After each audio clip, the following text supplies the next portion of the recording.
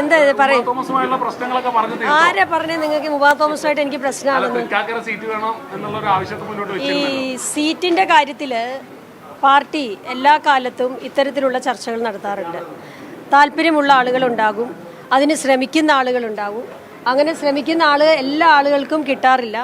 പല പല കാരണങ്ങളാൽ പലർക്കും സീറ്റ് കിട്ടും, കുറേ ആളുകൾക്ക് സീറ്റ് ലഭിക്കില്ല. അതിനപ്പുറമായിട്ടൊന്നും ഇവിടെ സംഭവിച്ചിട്ടില്ല. UDF ഒറ്റക്കെട്ടാണ്. UDF ഇപ്രാവശ്യം കേരളം വലിയ ഭൂരിപക്ഷത്തോടെ വിജയിക്കും എന്ന് മാത്രമല്ല, UDF നയിക്കും, കേരളം ജയിക്കും. അതാണ് ഞങ്ങളുടെ ടാഗ്ലൈൻ. ഷിയാസുമായിട്ടല്ലല്ലോ, ഞാൻ ക്യാമ്പയിൻ കമ്മിറ്റിയുടെ അംഗം കൂടിയാണല്ലോ. KPCCയുടെ ക്യാമ്പയിൻ കമ്മിറ്റിയുടെ അംഗമാണ്, 8 അംഗ കമ്മിറ്റിയുടെ അംഗമാണ്. കേരളം മുഴുവനുള്ള പ്രചരണത്തിന് ഞാനുണ്ടാവും. പ്രത്യേകിച്ച് എൻ്റെ ജില്ലയിൽ 14 സീറ്റുകളും തിരിച്ചു പിടിക്കുക എന്നുള്ളതാണ് UDFന്റെ ലക്ഷ്യം, കോൺഗ്രസിന്റെ ലക്ഷ്യം. അത് ഇപ്രാവശ്യം അത് നോട്ടീസ് പലരും അടിച്ചു, ഒരാളല്ല, അതിന് സാധ്യതയുള്ള നിരവധി ആളുകൾ അടിച്ചു. അതിന്റെ കാരണം ഇപ്രാവശ്യം നമുക്ക് സമയം വളരെ കുറവായിരുന്നു. ഭാരതീയ ജനതാ പാർട്ടി ഇപ്രാവശ്യം കേരളത്തിലെ തെരഞ്ഞെടുപ്പ് അത്ര നന്നായിട്ടൊന്നും ഞങ്ങൾ കോൺഗ്രസ്സുകാർ നടത്തണ്ട എന്ന് വിചാരിച്ച് വളരെ കുറച്ച് സമയമാണ്, അത് പർപ്പസ്ഫുള്ളി ചെയ്തിട്ടുള്ള ഒരു കാര്യമാണ്. അതുകൊണ്ട് തന്നെ വളരെ കുറച്ച് സമയമുള്ളൂ, 20ഓ 22ഓ ദിവസമേ ഉള്ളൂ. അപ്പോൾ അതിൻ്റെ അകത്ത് സാധ്യതാ പട്ടികയിലുള്ള മുഴുവൻ ആളുകളും പ്രാഥമികമായിട്ടുള്ള എല്ലാ തയ്യാറെടുപ്പുകളും എടുത്തു. അപ്പോൾ എന്നോട് പറഞ്ഞ അനുസരിച്ച് ഞാനും ആ തയ്യാറെടുപ്പ് എടുത്തിട്ടുണ്ട്.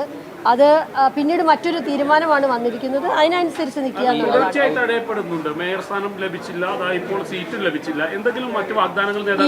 നമ്മളൊരു സംഘടനയിൽ പ്രവർത്തിക്കുക എന്ന് പറയുമ്പോൾ ജനപ്രതിനിധിയാകുക എന്നുള്ളത് മാത്രമല്ല ലക്ഷ്യം.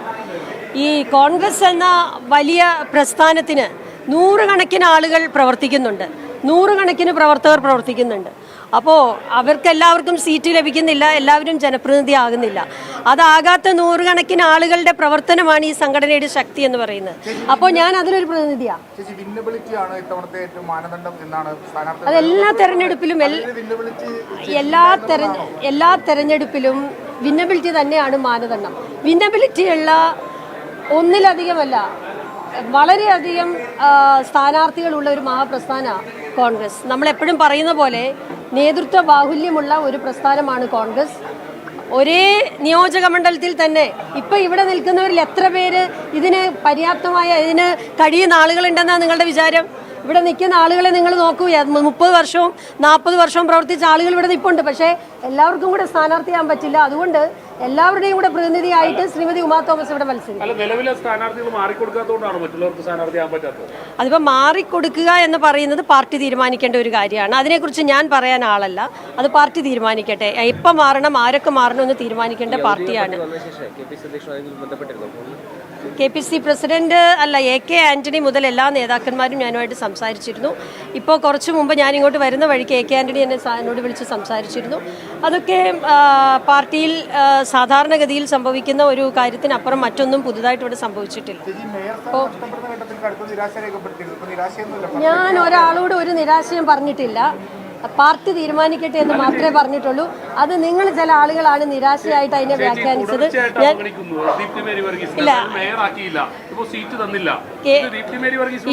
ഈ അവഗണന എന്ന് പറയുന്നത്, ഞാൻ KPCയുടെ ജനറൽ സെക്രട്ടറിയാണ്, AICCയുടെ അംഗമാണ്.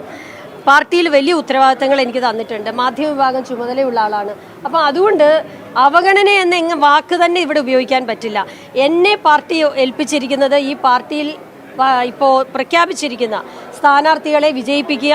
അതിനുള്ള ക്യാമ്പയിൻ കമ്മിറ്റിയിൽ 8 അംഗ കമ്മിറ്റിയിൽ രമേശ് ചെന്നിത്തല അധ്യക്ഷനായിരിക്കുന്ന 8 അംഗ കമ്മിറ്റിയിലെ അംഗം കൂടിയാണ് ഞാൻ. അതുകൊണ്ട് എല്ലാവരുടെയും പ്രചരണത്തിന് പോയി കോൺഗ്രസിനെ വിജയിപ്പിക്കുക എന്ന വലിയ ദൗത്യമാണ് ഏൽപ്പിച്ചിരിക്കുന്നത്. അത് ചെയ്യാൻ പറ്റുന്നവരെയാണല്ലോ അത് ഏൽപ്പിക്കുന്നത്.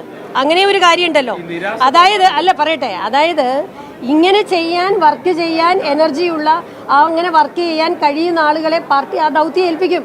അങ്ങനെ പാർട്ടി തന്നെ ഏൽപ്പിച്ചു, വലിയ കാര്യമാണ്. ഈ ഉത്തരവാദിത്വം ഒന്നും ഇല്ലാത്ത കുറേ ആളുകൾ എൻ്റെ പുറകിൽ നിൽപ്പുണ്ട്. അവരൊക്കെ വർഷങ്ങളോളം പ്രവർത്തിച്ച ആളുകൾ. അപ്പോൾ അതുകൊണ്ട് ഇതിൻ്റെ അകത്ത് ഇത്തരത്തിലുള്ള വ്യാഖ്യാനങ്ങളൊന്നും വേണ്ട. ഒരു തരത്തിലുള്ള നിരാശയോ അത്തരത്തിലുള്ള ഒന്നും എൻ്റെ കാര്യത്തിലില്ല. നിങ്ങൾ അങ്ങനെയൊന്നും പറഞ്ഞത് പ്രചരിപ്പിക്കാതിരുന്നാൽ മാത്രം മതി എന്നുള്ളതാണ് എൻ്റെ